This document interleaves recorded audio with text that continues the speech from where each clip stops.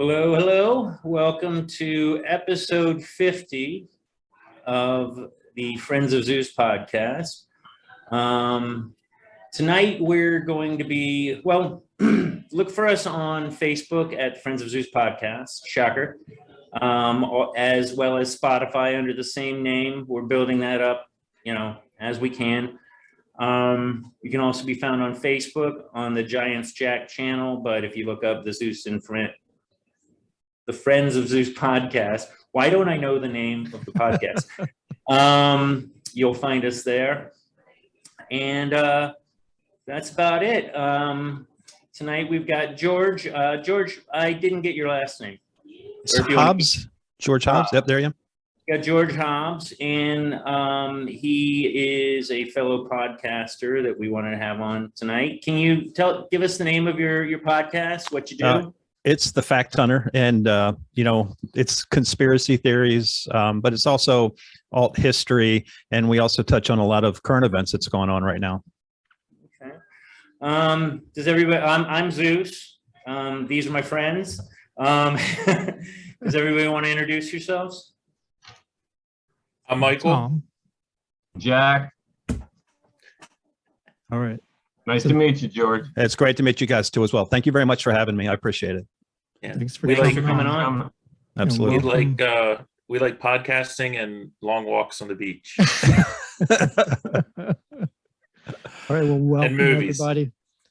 Tonight we're going to talk about an ex-KGB agent named Yuri Bezmenov, who gave America some dire warnings back in the mid-1980s about ideological subversion.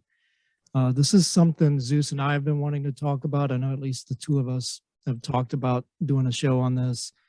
And this idea of a world communist system trying to infiltrate and indoctrinate our children and our students in the schools sounds like a conspiracy theory. So I thought, who better to bring on as a guest tonight than the fact hunter himself, George Hobbs. So George, can you tell us, is there any more you want to tell us about yourself? I know you did a quick intro there, but how you got into your background. Yeah, for sure. Your podcast and all that. Yeah, absolutely. So I'm in Delaware, about due west of Dover. About me, born and raised here. I made my way back here. When I graduated high school, joined the National Guard, was activated for Desert Storm, went over there, did that, came back, went to the Army, full-time Army, regular Army, active Army, 95, ended up doing 20 years, retired in 2015. Thank you. Yeah. Thank you for your service. Thanks. I spent time in Operation Joint Forge, so I was in the Balkans there, Croatia, Bosnia, Hungary. That's where I met my wife. She's from Hungary. Did 4 tours of Iraq, and then 9 months in Kuwait in support of enduring freedom. Saw some of the best of humanity, saw some of the worst of humanity, had a lot of impression on me to the person I've become today. When I retired in 2015, after being told what to do, where to be for 20 years, I never wanted to work for another person again. So I went into business for myself. In Texas, I retired out of Fort Hood, and my intent was, Texas, free country, you know what I'm saying, with everything that's going on, it's free. Everybody carries their guns. Second Amendment, gun-toting type of state. It was for me. I opened up my own retail business, and I saw firsthand, as much as I am pro-capitalism, I saw how this country is very much for small businesses. You are very much against the wall with a firing squad facing you to make it. I'm not saying that you can't make it. It's just very difficult to compete with the Walmarts, the Sam's Clubs, and the big businesses who have the Amazons, who have so much more purchasing power. So that was a real awakening for me. I did my business for a couple of years. I was barely breaking even. I was working 70, 80 hours a week just to break even. It wasn't making any sense. So my father passed in 2019. And after, every time my grandson was born or something, just the whole travel back and forth, it really wore me out. So we actually moved back here in Delaware in February of 2020. Like literally just a couple weeks before this whole thing kicked off. Oh, wow. And a real awakening moment for me would have been March 2020. My daughter was in her class on her computer on the Zoom, And some of the things that I was hearing coming, and this is leading right into our subject tonight, Right. some of the things that the teachers were talking about in class were like, wait a second. And I think that's one thing that this whole COVID thing, Yes. we talk about the guy behind, the controllers, the Wizard of Oz behind the curtain. I think they may have overplayed their cards, because I'm not sure how much into the conspiracy world you guys delve in. But I think there is a great awakening even amongst the most people who would never really pay attention to these type of things, because people are really starting to notice that there is indeed, this isn't the same America we grew up in. We were told we were not essential, and we saw the largest wealth transfer in maybe world history. We saw billionaires become tenfold, and we saw so many, like Colorado Springs, I think 40% of small businesses shut down and never came back because they were told they weren't essential. All the while you had your Amazons, Walmarts, they kept running and kept raking in that money, because where did you order your stuff from during the lockdown? Amazon, Walmart. Right. So that in itself was a travesty. So I ended up doing things that I never imagined I would do. I homeschool my child now. I would never send her back to public school. And that's just not me. I'm not browbeating who send their children to public school. We bought some land out. I'm sorry, go ahead. Sorry. I was going to say, back when we were kids, I'm assuming you're close to our age. I'm 51. I'm 52, yeah. Yeah. So back when we were kids, they were the whack jobs, the homeschoolers, and now it's like, what else can we do? Yeah. You know what I mean? I'm not saying that you are. I'm saying it's a different world requiring different tactics to navigate it. Yeah, absolutely. And that leads right into Yuri Bezmenov. He warned us of these things. And even if we stopped all the tyrannical, the craziness, the good is bad, the bad is good thing that's going on in the world right now, even Yuri said it would take 15 and 20 years to get back to normal. Because a big thing I cover on my podcast is how, and nobody talks about it, in 1979, the federal government just stole the Department of Education. Nowhere in the Constitution does it mention education. That is 10th Amendment. That's power to the states. The states should be responsible for the education. The federal government has hijacked it. And you see the Common Core and all the garbage that's in our education system. And this isn't a shot at the children today, but they're trying to dumb down the people so they don't oppose them, right? They want a culture of followers who don't question it. And you see, whether it's Joe Rogan or anywhere else, if you question the narrative, you're going to get deplatformed. I've got kicked off of PayPal, and every Twitter I've ever done has gotten nuked because I've said what I say. Mm-hmm. All right. Good on you. Yeah. Well, I think I was just going to say, this is, it might have started out as a conspiracy theory, but it's one of those, the Yuri Bezmenov, it's kind of transforming into, it was a spoiler alert instead. Yep. Yeah. So who wants to tell it? Can we just start off by telling the audience, who is this guy and where did he come from? And just the background for Yuri. Yeah, absolutely. He was born in Russia in 1939. He went on to be, I think a big part of his changing in life was he was a KGB informant. He ended up defecting to Canada, but a big moment for him was he was assigned to India, and he loved the culture of India. He fell in love with it. And during that time, he began he couldn't stand the policies of what was going on with communism and everything. And he ended up, again, the Cliff Notes version is he reached out to the CIA. They were able to get him to Canada. Now, the story of how he did that was pretty funny. He went to a movie. What was the movie called? The Incident. What was? Oh, okay. Oh, I love that movie. Yeah. So the one about the subway, right? Yeah. That's such a good movie. It's a great movie. He was going to see it with two of his colleagues. He said, "Oh, I got to go get a ticket from a scalper because I don't have mine." So he gets dressed up like a hippie, and he makes his way to Athens, Greece. He gets in touch with the CIA, and he makes his way to, I think, Windsor, Canada. And then from there in 1983, he made his way to Los Angeles. And then that's when he hooked up with Edward Griffin, whatever his name is. And that was he really became famous in that Call of Duty trailer. Yeah. Mhm. where I he, think it, yeah, and I that's think he when- would have been lost to the, the lost in history if not for that Call of Duty trailer, which kind of brought him back to prominence. yeah, and that made him a household name. Everybody's like, "What is this guy talking about?" And it caused everybody to research it. And I've played that. I've played that clip on my. I do a classic audio drop every Sunday night, and it's very important. Again, the people today are trying to erase our history. He is a prime reason why we have to fight to save our history.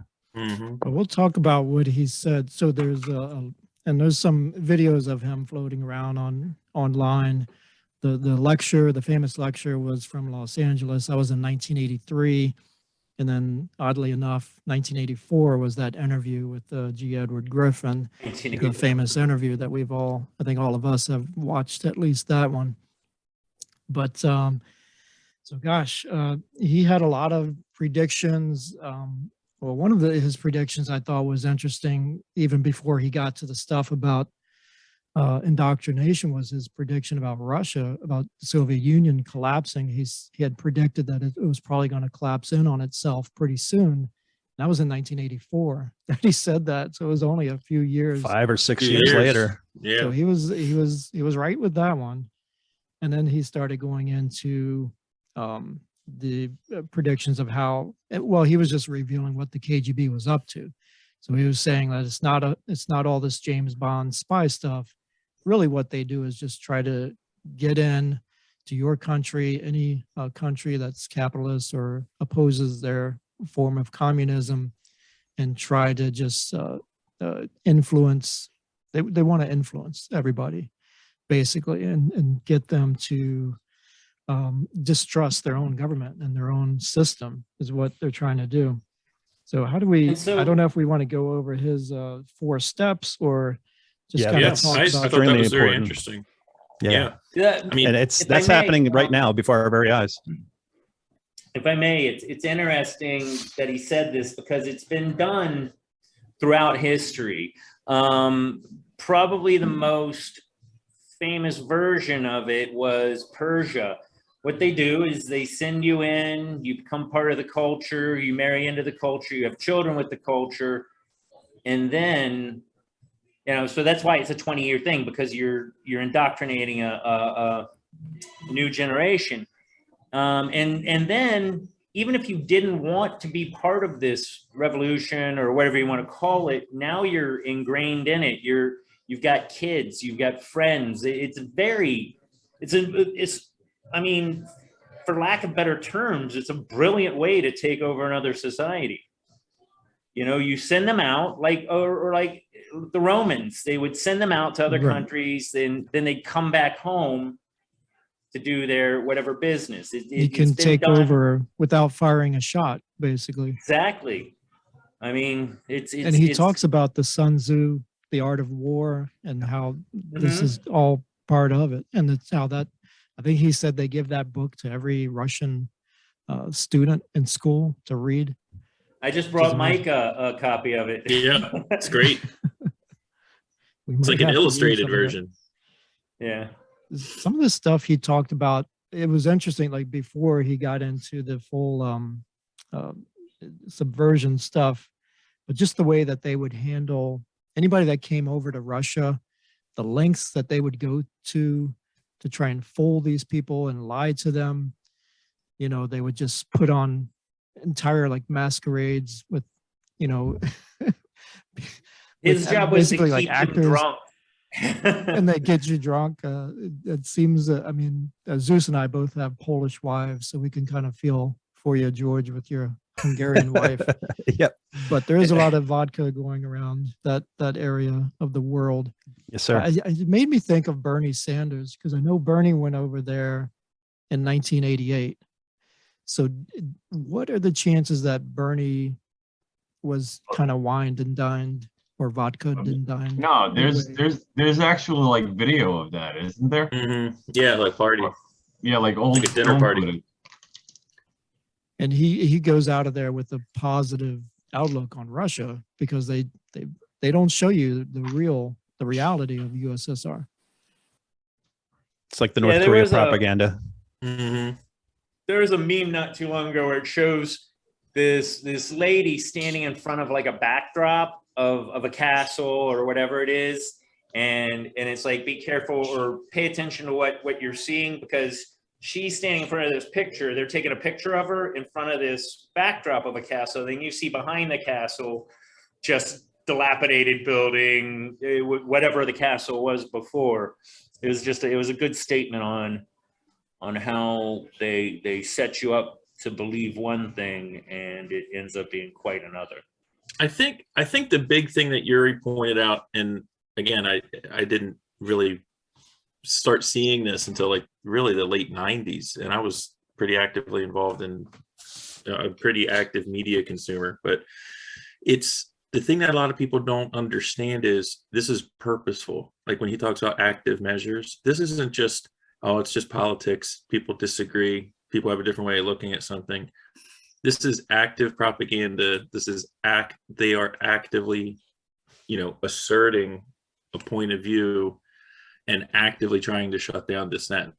And we still have most of the people in this country, I think, are the people that are kind of waking up to the point that it is purposeful and it's not just, well, we agree to disagree. This is a whole other game than that. We're well past that. Right. The thing that really surprised me, and by the way, welcome, Jason. We'll get you in. Thanks for joining us. So he talked about those 4 steps, and the first one was demoralization, which was like a 15 to 20 year process, because they kind of like try to brainwash an entire generation. But he said, aren't we demoralized? Absolutely. Yeah, I think so. But this was 1984, and he said that they had already completed that step, and they couldn't believe how successful it was. And with me, think about back to 1984, I mean, Reagan had just won re-election in a landslide. America was just going nuts with patriotism, Rocky, Rambo, Arnold Schwarzenegger, Hulk Hogan. It didn't seem, what was he seeing in 1984 that made him think, or maybe he knew what was going on in the schools and the press and things like that, but yeah, I wasn't seeing it on the surface. Isn't it kind of odd that it happened in 1984? Enter Orson Welles. Yeah, the Orwell. Yeah, I think since he was attuned to it, it's like anything else. If you know about something, you see it everywhere. It's like if you get a new car and you have like a Chevy, whatever, you never see him before. Writing on the wall. All of a sudden you see him everywhere. So he's in this. So I'm sure when he says we were already through that stage, he probably means they were already capturing, the education system, the media, some of these cornerstones of culture, and the worm had already turned. That part of his discussion, the thing that really alarmed me was and I hate to say, I gotta believe it's true, is you don't snap your fingers and reverse this. This is, decades to come in, and if you can catch it, to eradicate it, to get past it. This is not we're going to be dealing with this probably the rest of our lives, just not in some capacity, unfortunately. Like the tide coming out. Tide has to go back out. It's going to take like the same monumental effort to reverse all this, and probably more painful. And I've said it before. I actually don't think I've brought this up on this podcast, but my belief is, and yes, you don't want those that are less skilled or less intelligent to suffer, but No Child Left Behind might have been one of the worst ideas ever. I know that sounds bad, but you have to have competition. You have to fail to want to win. I myself, I was in special classes. I did the 10th grade twice. I swear to God, if I would have failed it again, they would have let me teach. Wait, what do you do now? I don't think we know. Yeah, can you let everyone know? I'm a father. Good answer. And I work. You have a connection to George. But the point being, The point being is that I went to school, own a home. I did a lot of things that your high school dropouts don't do. I was in the Army myself, George. Oh, awesome. So, I mean, that was because it was sink or swim. You got to have something to lose to have something to win, or vice versa. But anyway, point being is you got to put yourself out there. And when both T-ball teams get the slushies at the end, what's the motivation? Yeah. Well, you're talking. There's a professor. I think his name is Haidt, Jonathan Haidt, Haidt, and he studies politics, the psychology of politics, and that's basically been his critique. Is that the problem is we should be preparing children for the road instead of preparing the road for children, and it's all become it's all been inverted and trying to make everything easy as possible instead of the appropriate level of challenge that is going to spur growth of society and individuals. I mean, that's got to be like a milestone, a point in history you can actually look at and say that's when Marxism/socialism kicked in. Well, socialism is more of a financial thing, right? Well, socialism, communitarianism, kind of the same light there. But just that you can right there. No Child Left Behind was like, okay, let's all be the same, but we're going to watch over it and not be quite the same. I think Bezmenov, I was just going to say, Bezmenov said that communism was equal to state capitalism. So basically the state was the one raking in all the profits. There was no individualism anymore. That's the one thing they take away. And it's like a societal pyramid scheme. Yes. Well, yeah, I mean, this whole thing with infiltration and whether it got to the media to the point where, like Mike was saying, he noticed it in the 90s, and now maybe it got into government in the 70s with the Department of Education, like however you want to, whenever this started, it made me think of like those old, like, when we grew up, we heard about how Joe McCarthy was so bad because communism over here was a myth. Mm-hmm. And these poor Hollywood artists and writers were being like vilified and crucified for something that was gobbledygook, that was make-believe. And now you look back and you think, was he completely wrong? Had they gotten to the artists already? Yes. Probably not to the degree that some people thought, but yeah, absolutely. Which means they'd also gotten to government officials, and they'd also gotten to a lot of other people. I mean, they were here. Yep. So you see movies like, Invasion of the Body Snatchers, which sort of was the Red Scare fear. They at least still made some of those movies. And it's just kind of frightening to think that the history that we learned, like I know just as a movie fan and as somebody who likes history, the way that the Red Scare was depicted to us was like it was this terrible thing because it was all made up. There were no commies over here. How about, does anybody remember a movie called The Day After? 1981. It was about the nuclear scare, right? Who wasn't terrified? No. The Day After was actually legitimately about World War III. I mean, it wasn't. That was what. But that was, I think, more of a scare tactic to keep people afraid. The same thing that's going on today. COVID. Stay in your homes. Back then, it was nukes. The commies, nukes. I think there was definitely Cold War paranoia that we had, and also our parents. Like my mom's told me stories about they used to have like drills, and they'd have to get under the desk. Yeah. Like that would duck and cover. Yep. Yeah, duck and cover. Yeah, like that's gonna help. Yeah. You can see the shadows burnt into the ground of people ducking and covering in Hiroshima and Nagasaki. Who was the comedian that was like he thought when he was young that the United States needed to build a gigantic desk to go from like the Atlantic to the Pacific to cover the country to protect us? I can't remember who that was. There's got to be a Yakov Smirnoff joke here. It was someone.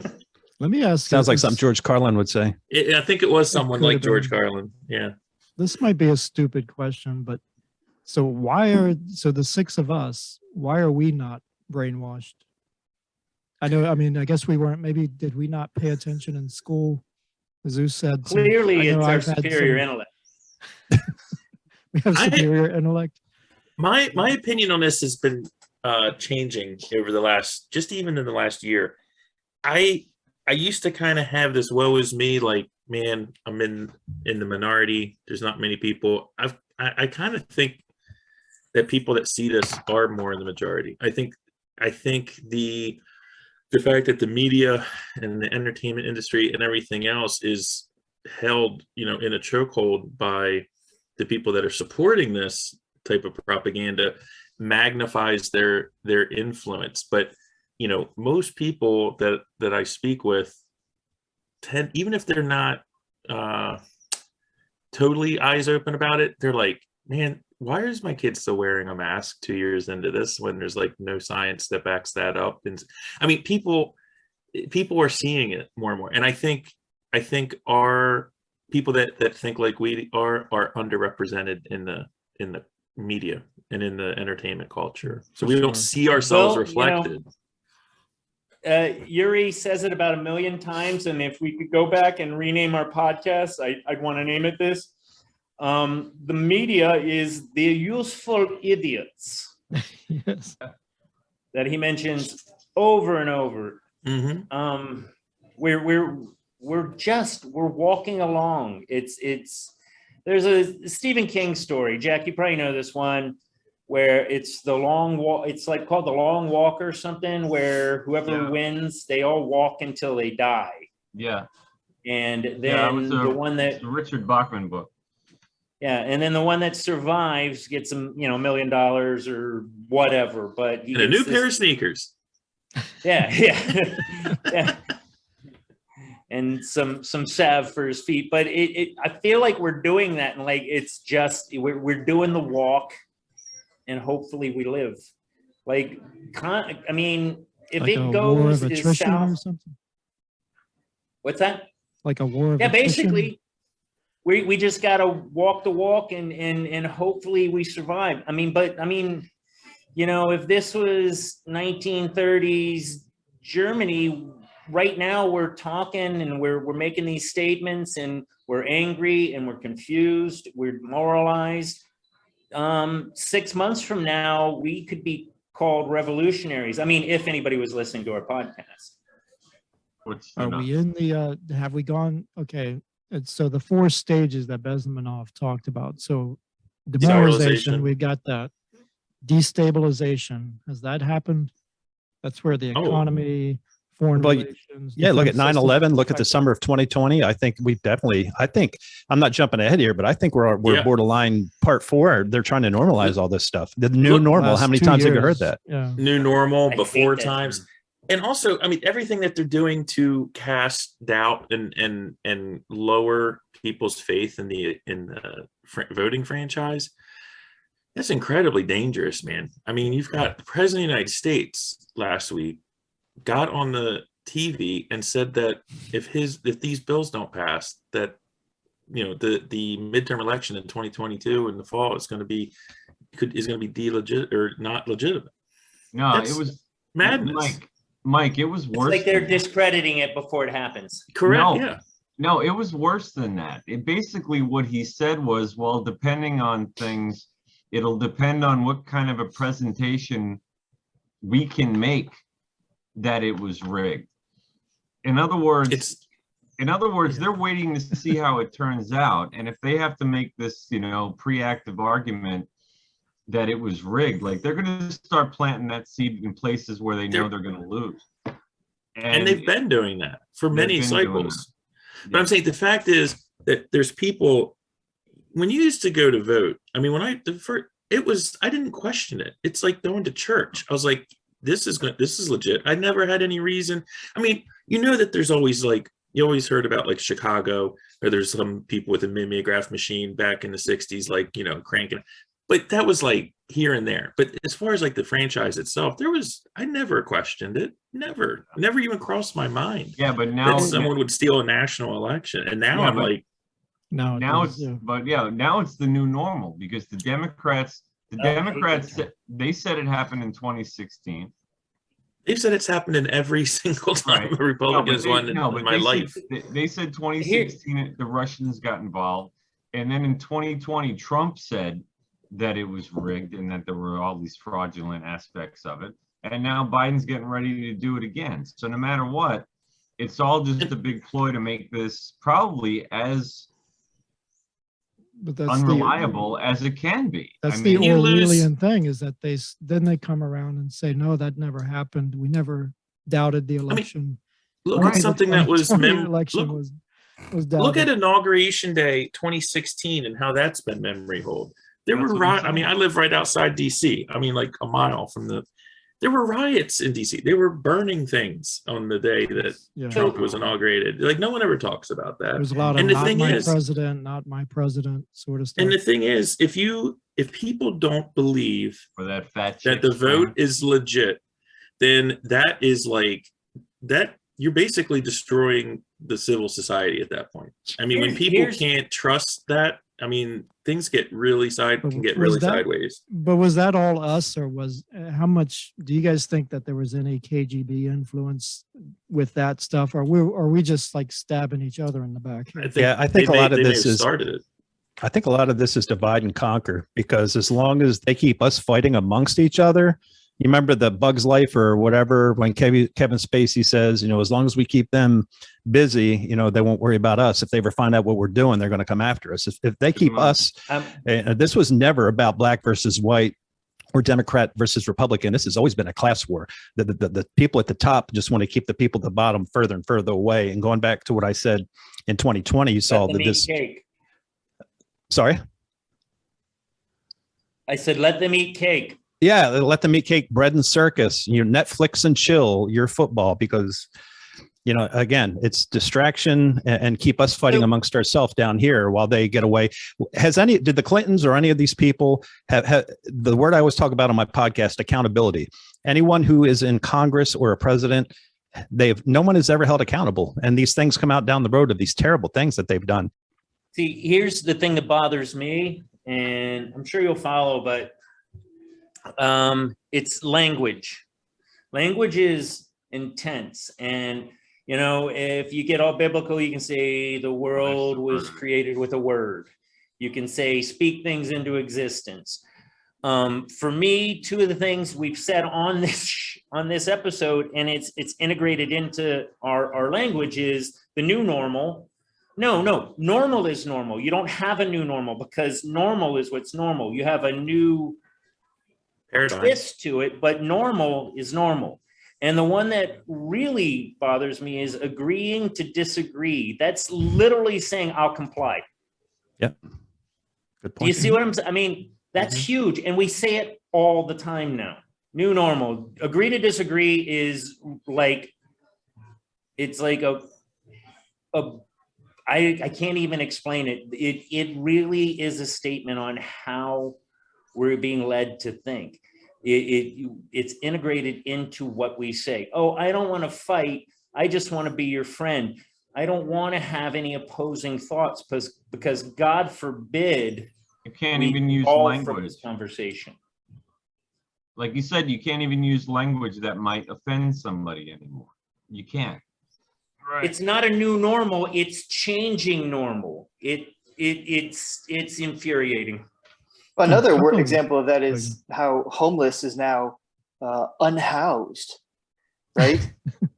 And that explicitly shifts a certain burden, whereas homeless is just a fact of a person's existence of not having a home. Unhoused now places some of the onus upon society. You've not been provided with housing. You remember the does asshat politicians still mean the same thing? Yes. Right. What about illegal aliens? There's no more illegal aliens either. They're uncountryed. No, they're migrant workers. Isn't it amazing? They don't care about our borders, but they're ready to send our young men and women off to die for someone else's borders. Uh-huh. Well, the latest one that kills me is it's Kamala. The end of democracy, or democracy's under attack. No one explains that? Like, no one can explain that to me. Like, the end of democracy. Like, if this happens, it's the end. It's like, it's a meaningless toss off thing. And, you know, the propagandists say it 50 times a day, you know. Is that a setup? You know, I if you think so. Make people think that it's worse than it is, then that's an excuse to bring in martial law or something like that. Yeah. Well, I think They're pushing the martial law is, even if we don't go down the path we feel like we're going down, martial law is still going to be far more possible. I mean, you got cameras at every stop sign. Nothing. If you look up a Segway, you know, the scooter things. Yeah. If you look that up, it's on your Yahoo within an hour.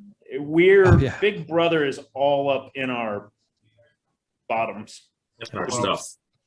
Well, I know in China they use drones to fly over the neighborhoods and stuff. That'll be next. Yeah, they've got social credit and everything. I was going to ask. The USSR was doing that. This was KGB, USSR doing all of this subversion. So the USSR is gone. So is somebody still pushing this, or is this kind of like where they kind of got us going and now we're going with our own momentum? Because Bezmenov kind of said it's not really Yuri, it wasn't really Andropov that was spearheading this. It was just the world communist conspiracy. So is there still an entity out there that's pushing this on us? What do you think, George? Listen, all roads lead back to the bankers. Yeah. That's where, I mean, our country was hijacked for the, you know, December 24th, 1913, when the Federal Reserve was enacted. And then the dagger in the heart was really when they went to this fiat currency system, because now, listen, they wouldn't have world wars. They wouldn't have had this endless, how much money have we spent on vaccines? Hundreds of billions of dollars. We have this endless credit card. You know, we're $32 trillion in debt. Without fiat currency, we're not in that situation. So they finance these World Economic Forums and these type of things to bring demoralization, destabilization, crisis, normalization, all for one world currency and one world government. We're literally in a fight of good against evil right now. And if you read the Bible, it says in end times, good will be bad and bad will be looked upon as good. And that's really what's going on right now. The thing is, do you think on that point, George, and this can be rhetorical, but do you think that this is being done like with intention? And if it's being done, or is it just like what I usually say, it's entropy, right? Like, so in the previous podcast, I've explained how, you know, the United States is the exception. I mean, in world history, people do horrible things to each other. But the thing that's amazing about our founding is that, you know, it's the first time humans got together and came up with a way of self-governing, you know, and imperfect, but entropy is the most powerful force, right? So it's, you know, it's how long can you keep it going? So is it that, or is it intentional? And if it's intentional, is it due to evil, or is it what they would say? They would make the argument that it's altruistic and that people need to be led. Like, in other words, if there's globalists that think, well, there's people that know better and need to, you know, if we just get the right systems in place, if we just get everything figured out, this utopianism, you know, we're doing it for good reasons. Right. What's your gut feeling on that? It's hard to, I mean, it's impossible to know, but. Yeah, it's a little bit of both, because I think these people at the very top of the food chain are psychopaths, but I don't think they realize it. Even Klaus Schwab himself called us useful eaters, and wow. You know, that's we're useless eaters. You guys, are you familiar with the Georgia Guidestones? Where yes. They're like the Rosetta Stone or something, right? The Rosicrucians, they're in Georgia down there, and the rule number, it's the elite's 10 commandments, and rule number 1 is keep the world's population to 500 million in perpetual balance with nature. So, you know, Bill Gates, we surpassed that. Yeah, they've blown that. Yeah, so they're like, oh, we got to catch up. You look at Bill Gates, you look at Ted Turner, they're all eugenists. Bill Gates' father sat on the Planned Parenthood board with Margaret Sanger. They're all eugenists. And in their eyes, they're like, well, you know, we're just doing this for the betterment of the world. There's too many people. Fact of the matter is, you could give every human being on the face of the earth a quarter acre in Texas. I was just going to say, I mean, it was funny what Michael was saying, that, I mean, who's behind this now? Because even the Soviets, so Bezmenov said that even the Russians themselves, they all hated their system.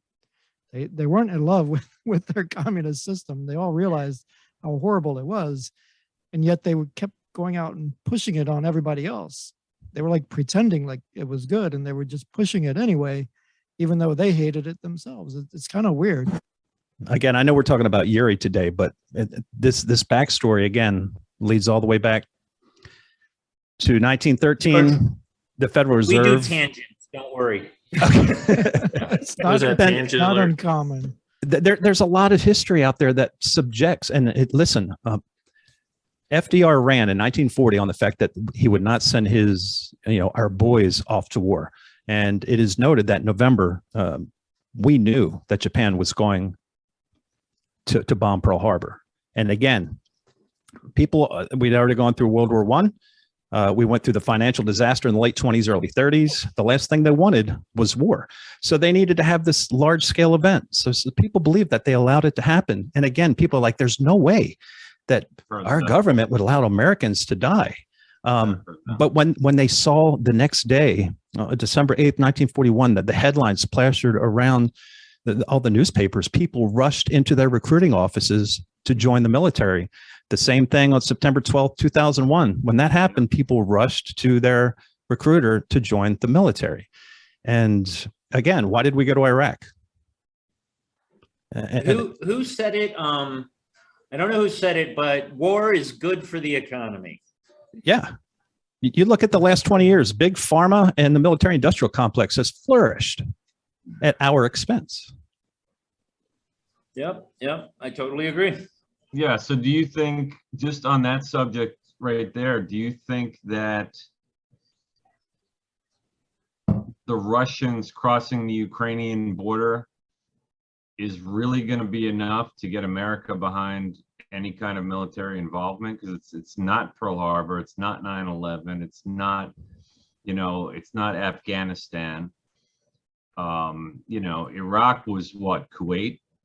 So that seemed to be enough for us to get involved there the first time.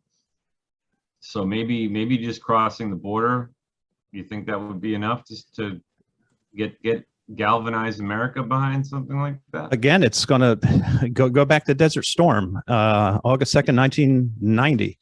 Right. The true story about that is in July 27th, April Gillespie, she was the, what do you call it? She was the, what do you call him? The representative to Iraq. Ambassador. Thank you. It's late. Sorry. Big word. Ambassador.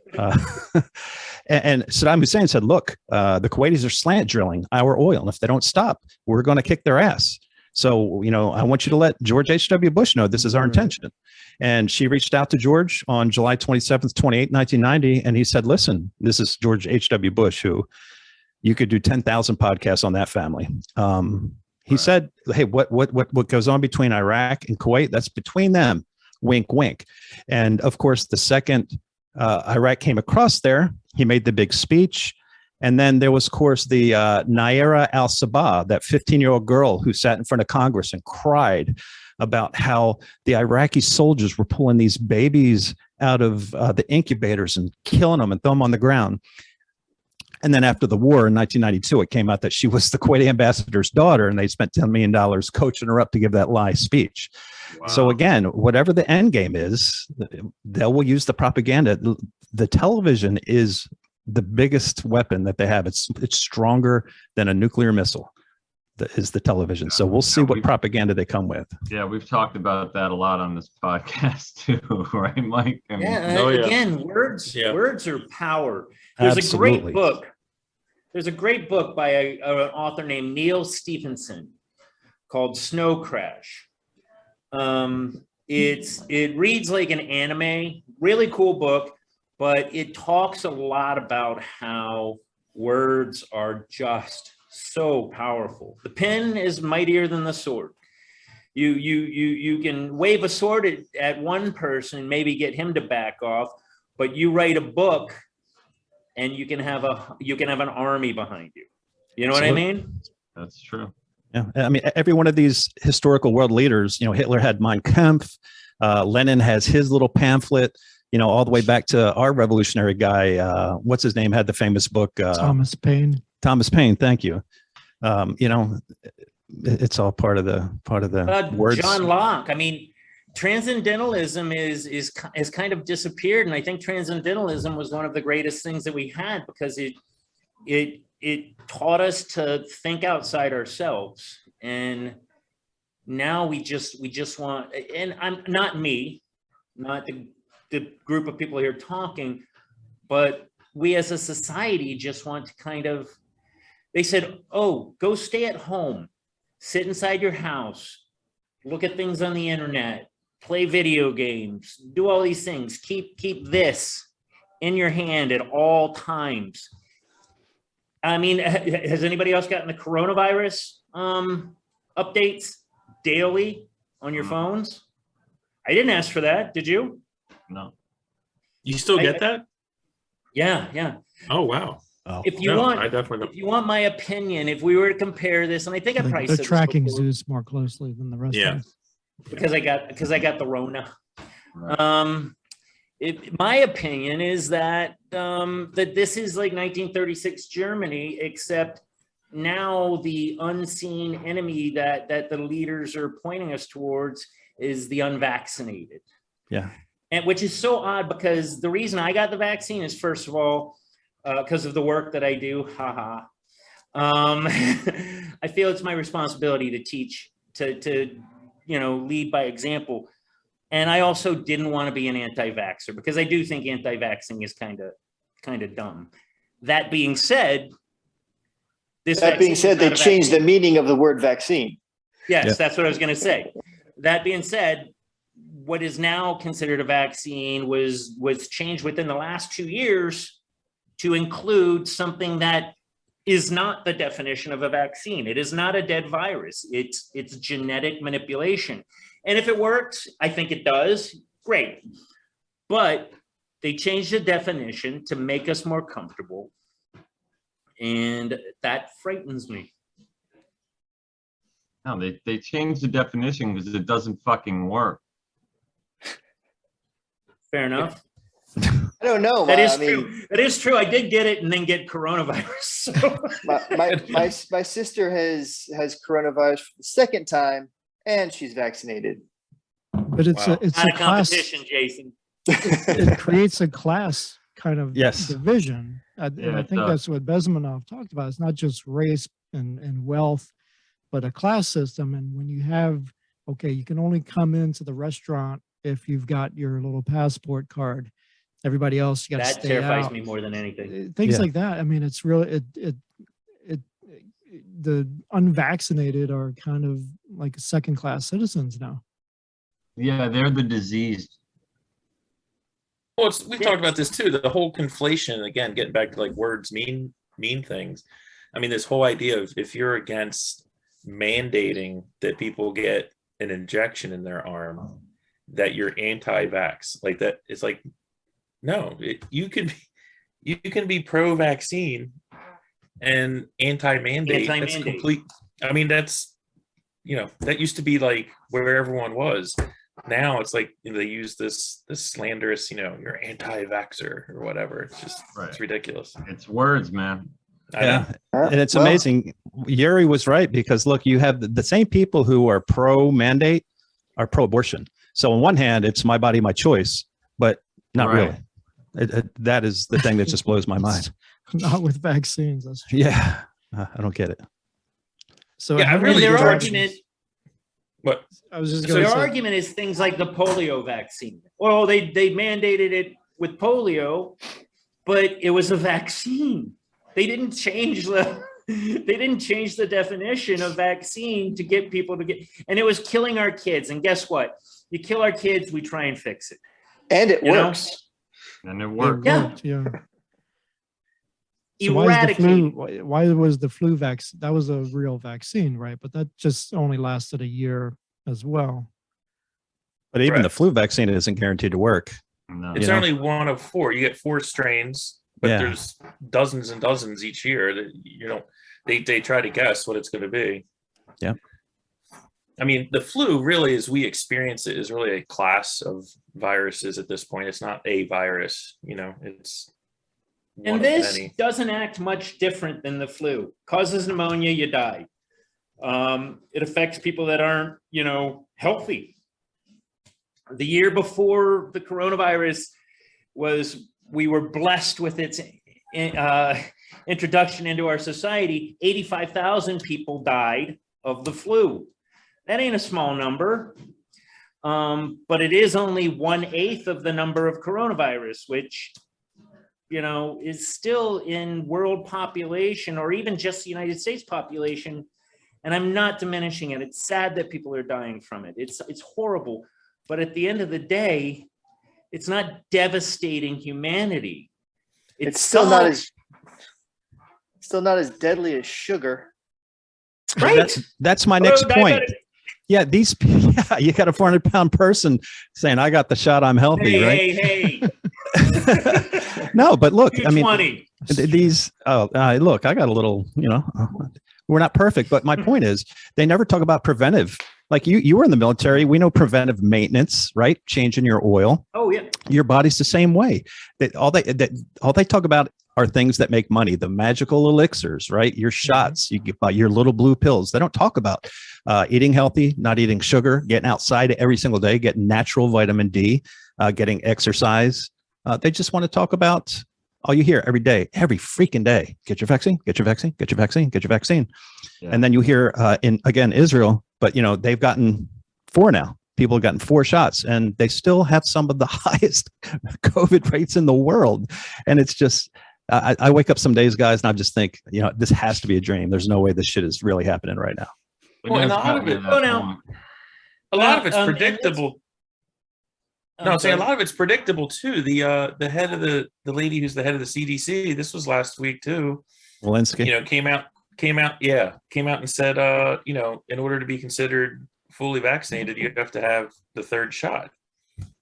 I mean, it's just like just changing. You know, I don't know how that is going to impact policy. That was my first big question but I mean, I think we talked about that in like May that they were going to pull that, you know, like or whatever. We were like way ahead on that. Yeah, Mike, her language now is the way we're going to refer to people is up to date. So gotcha. You're up to date if you've gotten the 3rd vaccine. Booster shot, but who defines that? Who defines up to date? That's the whole problem. Well, after you get the 2nd shot, after I think 6 months, you're now supposed to get the booster shot. And so then you'd be up to date. Right. If 6 months here's goes the crazy by, thing. And my question is, are they going to start mandating that 3rd shot now? And then the 4th shot and the 5th shot. Well, the Supreme Court shot down the 100 employers thing, but there are still some certain companies that, even if they don't have 100, well, they upheld the healthcare mandate, which affected my wife. They're gonna mandate it anyway. Yeah. And here's my thing. I'm not getting. I'll say right now, I'm not getting the booster shot. I'm not. I'm sorry. I'm done. Yeah. I'm done. I am literally. I'm an anomaly. I got coronavirus. I'm diabetic. I then got the monoclonal because I am diabetic. Right. And I also got the vaccine. So I've literally like 3-fold beat the shit out of coronavirus. If they make me get the booster, I'm going to have an issue with that because they say natural immunity is the strongest. I got natural immunity plus the shots, plus with the monoclonal, that's for Delta. And since I still was sick afterwards, I probably had the Omicron. I don't, unless they come up with a new one. I hope they get to Z and they use Zeus because that would be so cool. But the point being is, don't want to catch the Zeus. Yeah, don't want to do that. It's ugly. How big will my head get?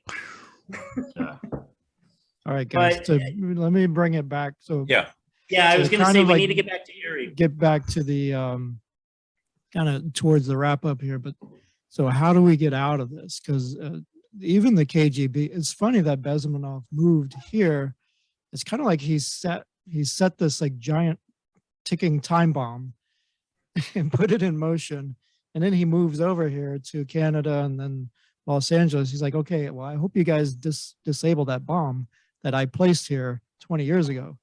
He's like Sean Connery in The Rock. So how do we Welcome get to out The of Rock. Because he said it's a question of survival of the system, and that there's once the America's finished, then there's no other place to defect to. And my favorite quote was when he said, "If you're not scared by now, nothing's going to scare you." So what do we do to start? There's always Australia. reversing? Oh, So I think, and again, Australia, I am very, very, very, very pro Second Amendment. I'm pro the entire Bill of Rights and everything. Anyway, but the one thing that we have, the big thing that we do still have, knock on wood, is the right to bear arms in this country, and that's really, in my opinion, it's under attack. the main bulwark that's preventing a lot of this from going forward. And I mean, that's going to be the trench, that the next battle for sure. But Jason and I have talked about that a million times. Like, we never wanted guns, and now we're like, thank God for the Second Amendment. I mean, look at Australia. I mean, it's like there's no better example. I mean, when was it? Like 1992, whatever. I don't know. 94, that incident. Yeah, the shooting.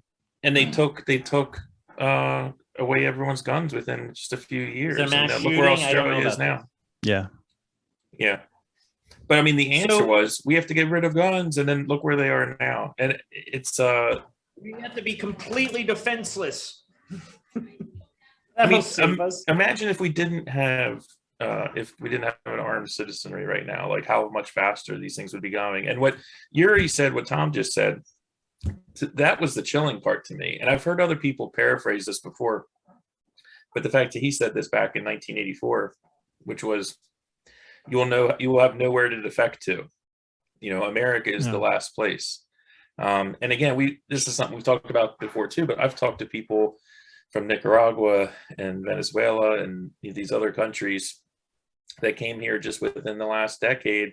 And they're like, again, it's like Peter Finch from Network again. They're like, you guys don't understand what's going on. This shit gets bad really fucking fast. Like, wake the fuck up, you know? And these are people that, you know, lost half their family, barely made it out of there. And they're like, and Vietnamese people, man, like when I've gone down to DC, and a lot, again, if you look at stuff from like January 6th, it's all people that look like me, apparently, like Storm. But I mean, it was incredibly diverse, But man. young? There were young, very young, handsome people, like, you know, Chris Christopherson kind of in a good day. But no, it was Vietnamese people were super represented down there, and their point was, and they're like behind the Epic Times, they're like, we've been through this before, man. You guys need to wake up. So they're aware of it. There's definitely people anyway. But when he said this is the last place,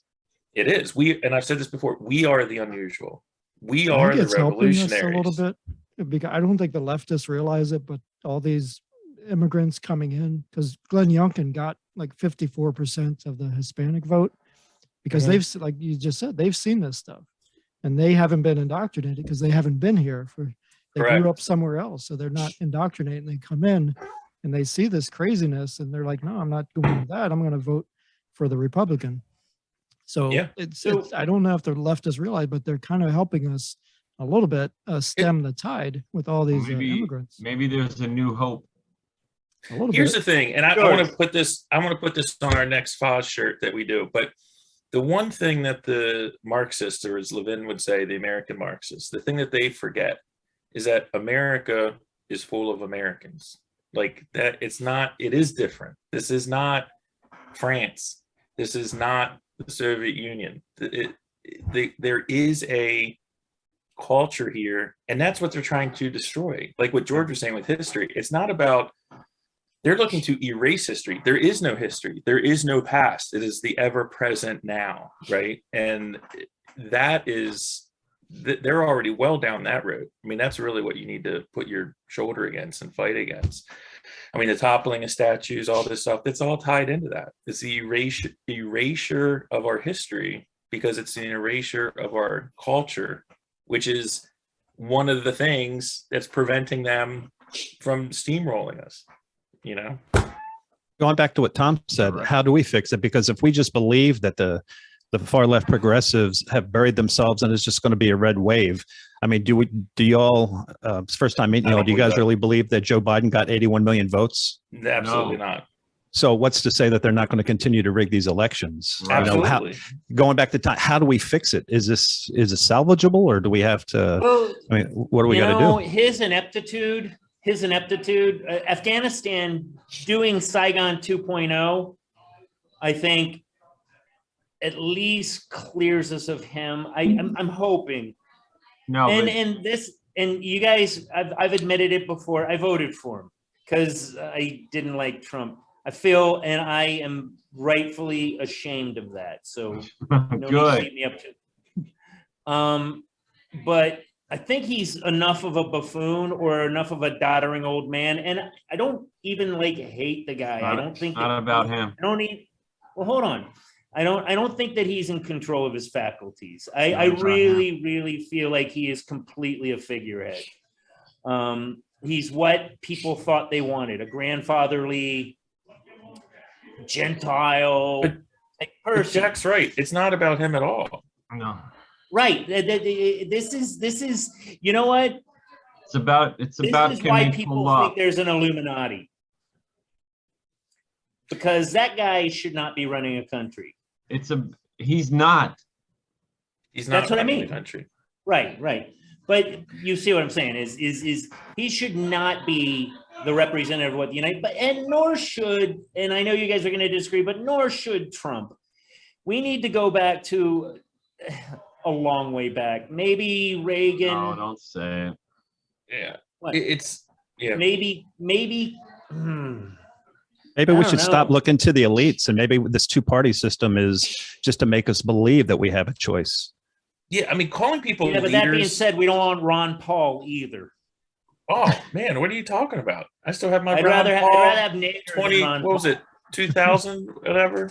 I still have that shirt. Yeah, but Ron Paul talked about an invisible highway that went through the United States to Canada. I can't get behind that. Nonsense. The Panamanian. We need somebody real. Honestly, Reagan was probably the last real politician. Yeah, but it's not one person. It's not one person. Absolutely. And like I said, calling the thing that another language thing that's popped up in the last 5 years is the media calling these people leaders. Like, they're elected representatives, man. They're not leaders. Joe Biden's not my leader. Give me a break, man. I mean, the whole reason the federal government exists is because the states were like, man, we just need common defense, secure the borders, blah, blah, blah. And settle disputes between the states, right? Settle disputes between us. And now it's become this Leviathan. It's like the federal government, we're not here to serve the federal government. The federal government is here to serve us, and this whole power, this weird power porn that people are like, oh, they're leaders. Oh, we need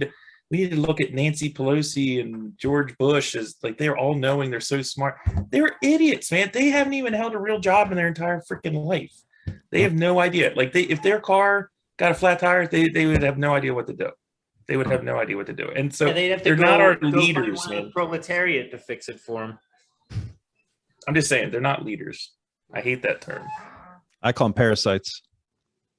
It's probably better. But it is a necessary evil. You do need, if you have an elected... I agreed, but they should have such a minimal impact on our daily lives. Correct. I would agree. And it should be serving our demands. Not demands, because I don't like using that word. We talked about that today.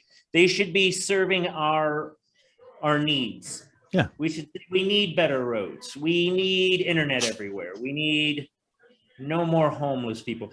I was going to say this earlier, and those are all states issues. So, yeah, that's states issues. So the one thing that I do find a little interesting is we've all heard science fiction is precursor to science fact. So there is something to be said for a universal economy. Like Andrew Yang was talking about something along those lines. And if it's done from a place of altruism and getting us all on the same page, socialism is never going to work, because who watches the Watchmen? Done. We don't even need to discuss it anymore. But universal governing, where we have our own little places, but we have some autonomy, could be done. I'd like to think that somehow, as Dana said on past episodes, that we're in the part of the labor that's ugly and nasty, but something good might come from it. I'm still trying to hold on to that hope, but it's diminishing because I just don't see any change in the ludicrous behavior out there. But here, I kind of agree with. I agree with Mike, though, that there's still fundamentally American people here. Oh, yeah. Who understand the value of the Constitution and the Bill of Rights, and who kind of know bullshit when they see it.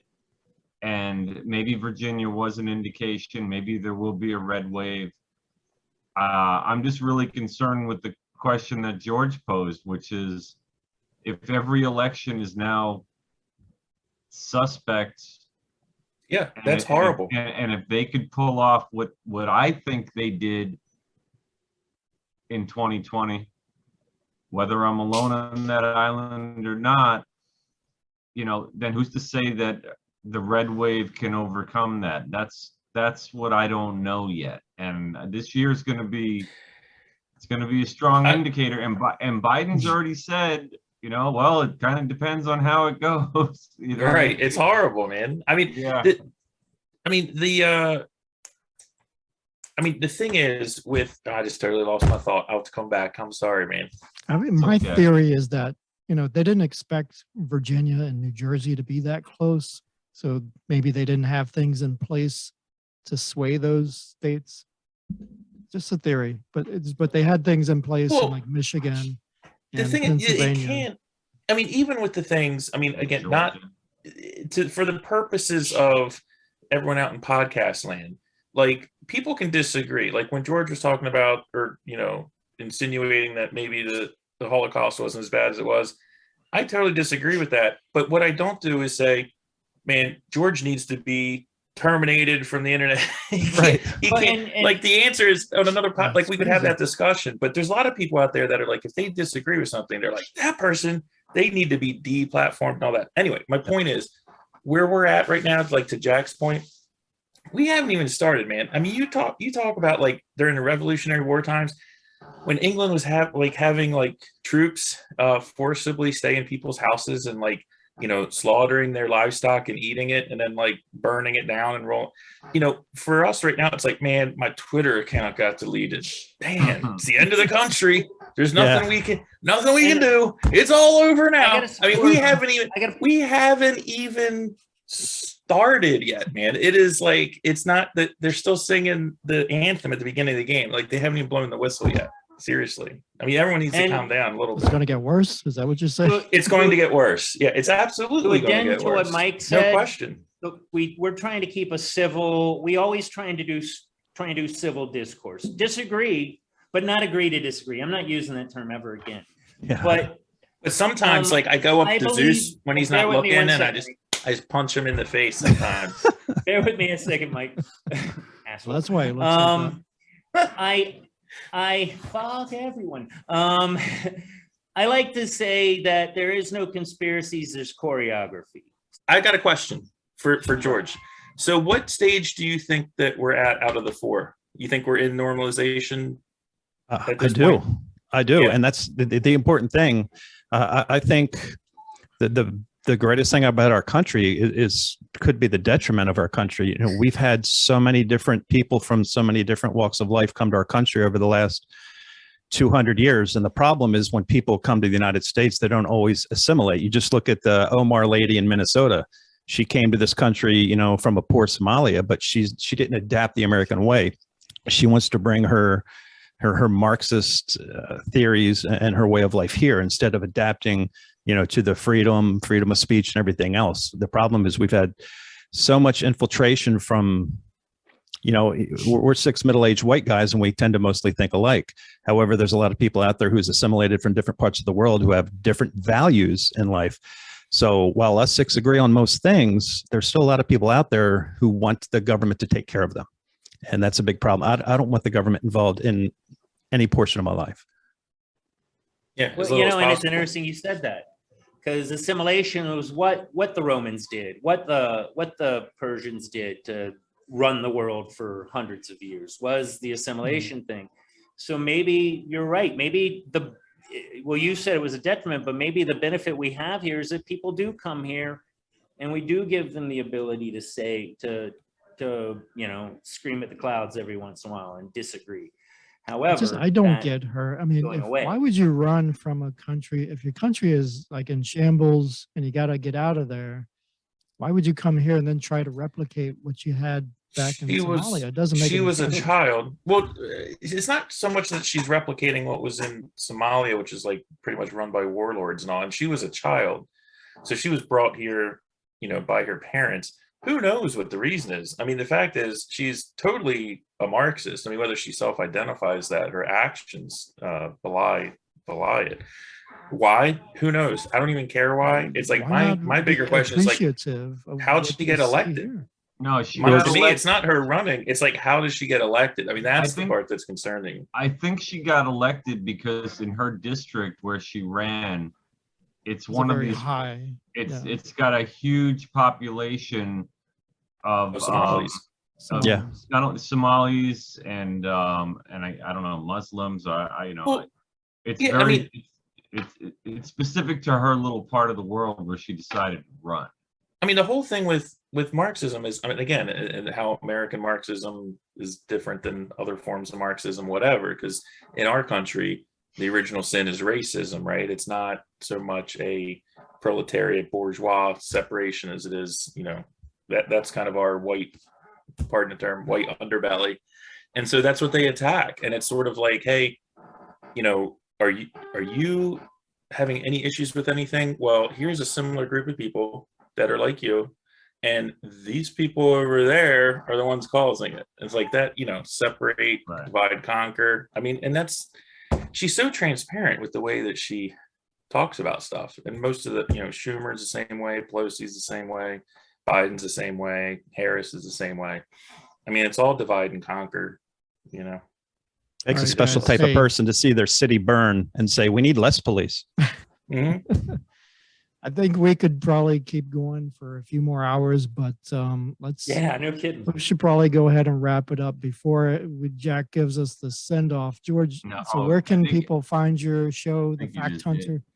Well, it's on all podcast distributors. You can go to thefacthunter.com. Normally when we do a show, it's live there. I'm on Revolution Radio every Wednesday from 10 a.m. to noon on revolution.radio, freedomslips.com, and Studio B. I have a radio show I do with a gentleman from Ireland. That's tomorrow. But yeah, definitely check out the website. And then we also do have the iOS and Android app in the Android store or iOS. It's 24/7 streaming. I've got different podcasts, some classic audio in there, and even Yuri Bezmenov's, a couple of his little speeches in there. So check it out. Hey, George, this is a great conversation. I mean, yeah, this has been awesome. Thank you so much for joining us, George. Yeah, it's been awesome. Will you stay on after we close this out? Yeah, of course. Yeah. All right, guys. Well, I guess we have been on for quite a while now. I think it might be time that we just wrap this thing up tonight.